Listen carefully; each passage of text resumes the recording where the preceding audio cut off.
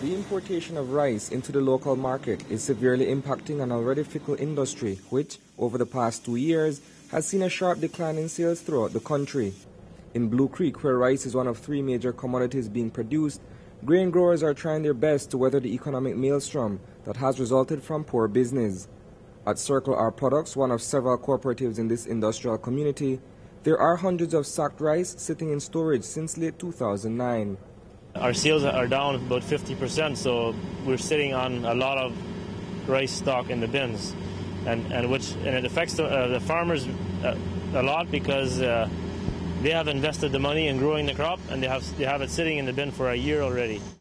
Stanley Rempel is responsible for the oversight of 48 grain silos in Blue Creek. He manages one of the largest operations within the industry. His product, like Ed Reimer's Maya Pearl rice, was once a mainstay on grocery store shelves across Belize. Reimer, who runs a much smaller business, has recently had to downsize production by as much as 60%. The market has always had to compete with an influx of rice coming in from Mexico and probably some other places that we don't know about. And we feel that at this point in time, there's a bigger than normal pressure on the Belize market because the amount of sales that the rice mills have been reporting have been down significantly for the past few years. And it seems to be getting worse. I don't know if that's because cost of production is so much higher here or somewhere else is too cheap. I don't know. At Circle R, the production line is fully automated. Whole grain rice is bagged mechanically and run along a treadmill to another machine, which seals several 2-pound bags inside a wrapper stamped with the company's logo. His product is severely undermined by the introduction of Uruguayan rice, which has somehow made its way from charity to retail outlets countrywide. What I understand is the organization that imported the rice, they were at the understanding that the grade of rice that they needed was not available. Apparently they had just been talking to Marketing Board, but they have never contacted us, and I would just like to let everybody know any grade of rice is available. If they just ask for it, right, we can make any grade. What they're importing was, the rice from Uruguay that they imported was about 15-20% broken and 80% whole grain.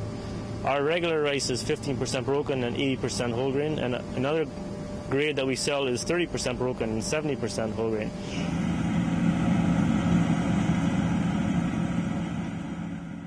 While it is apparent that the local grain meets the required standard that is necessary for distribution to the less fortunate, the work of the growers in the massive rice paddies isn't translating into revenue that is necessary to keep the industry afloat. We hopped on a combine to get a close-up of how a 35-acre rice paddy is harvested. It's all mechanized, but costly nonetheless. In 08, I believe the fertilizer went to like 100 and change for the bag. And so to deal with those cost inputs going so high, we cut back production.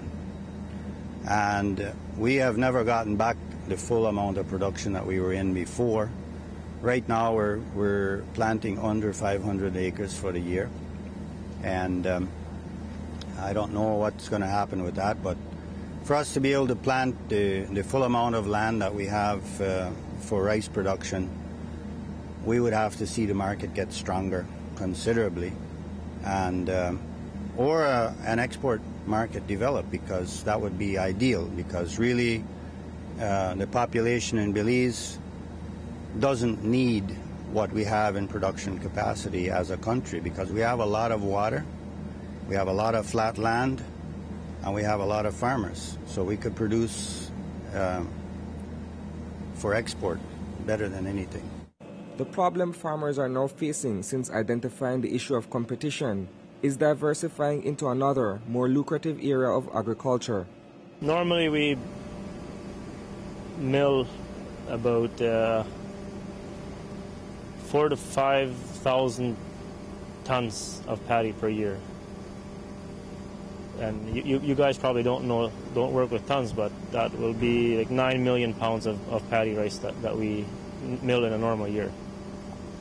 And has that gone down considerably over the past 2 years? Yes, it has gone down to 40-50%.